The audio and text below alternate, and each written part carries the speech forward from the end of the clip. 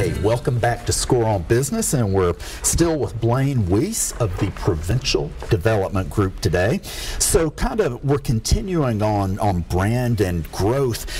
Blain, what are some common myths about brand exposure in the marketplace? Sure.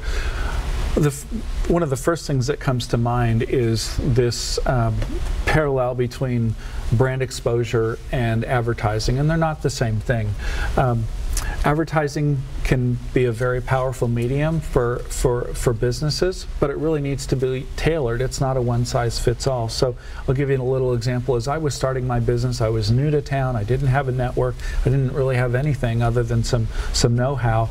And I remember after about a year of networking at every event I could possibly find in the city, a couple of people said to me, "Boy, you're everywhere. You're out there." And I looked at what I could do, which was build relationships in the city with folks and look for ways to help them, not to get paid, but just to find ways that would add value to them. And that was brand exposure. That was taking what I could do and getting out there to do it. And one of the things I remind my clients about is people don't tend to buy from companies that they don't know about. Meaning, if you want to have more business, you have to figure out ways to get out in the marketplace. The last thing I'd say about this topic is there's an air, if you look at the military component. I know you had a military guest on earlier, but if you look at the air campaign and you look at the ground campaign, it's not an either or. So for me, one of the things that I do is a lot of speaking, and that provides some brand awareness because I can share some of the things I do with clients in a professional way that helps other people in the audience. And one of the things that the Nashville Predators front office had done so well in this marketplace when they were getting established is Sean Henry and then the CEO Jeff Kogan. They spoke several times a week to get started to build key relationships in the marketplace, and that's part of the reason there's so much success now in this region, is because they did those things and they were willing to go out and speak to Kiwanis groups or the Rotary and different things to get the brand out there. Yeah, that makes a lot of sense to me. And let me summarize one thing that I think I was hearing you say is, yes, it's not just one thing. It's not just doing advertising. It might be advertising. For most businesses, it's going to be a combination. Yes. Yeah. One of the cliches I don't like is the cliche "it's all about," because "it's all about" infers that if you just do one thing, then everything's going to go well, and it's not. It's like a symphony. You do a lot of things well, and you figure out how much of each one you have time for, and it's the symphony of that activity that's going to make it work. It's not one instrument. That matches my experience as a sales professional 100%. Yeah. You know, you throw out a lot of hooks and different ponds, and so what impact can a company's leadership have on the relationship between their brand and their ability to grow? Sure.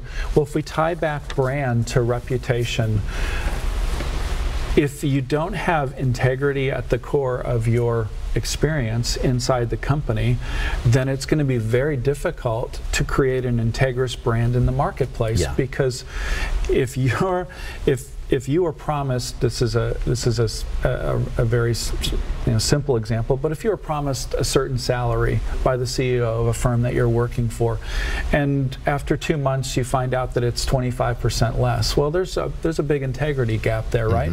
It's very hard for you to go out with confidence to represent that CEO and that brand and tell your clients or your prospective customers that they can count on you and they can count on the customer, and here's what a great experience it's like to do business with us. If you know in the back of your head, if that's what they did to me, what might they do to my client? And so you have to have that consistency, and that really starts at the top and filters down. I never understand why some leaders can't see the impact, the negative impact they have on their company by not treating people well, both their employees and their customers. Yeah.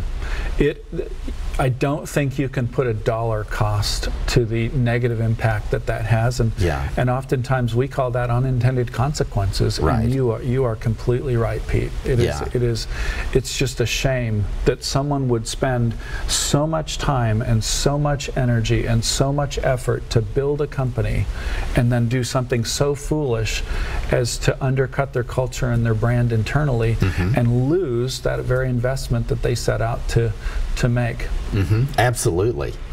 So let's see. Talk to us about the Nashville Leadership Luncheon. And before you start, when I am networking, I'm looking for executives, and there are only 3 venues for networking that really hit that, and yours is one of them. So I'm glad to hear you tell us a little bit more about that. Sure.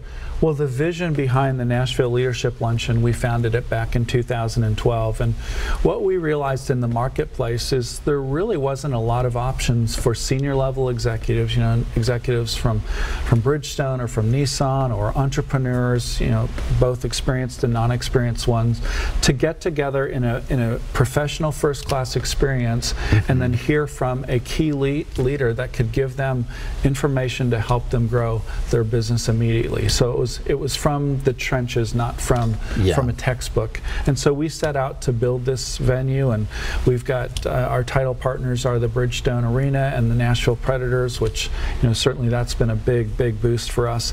And so we host 2 events per year. And hey, we're winding in on the end. Yes. Yeah. So 1 each spring and 1 each fall. And our fall event we're working on right now. We're going to have a date shortly and announce our speaker.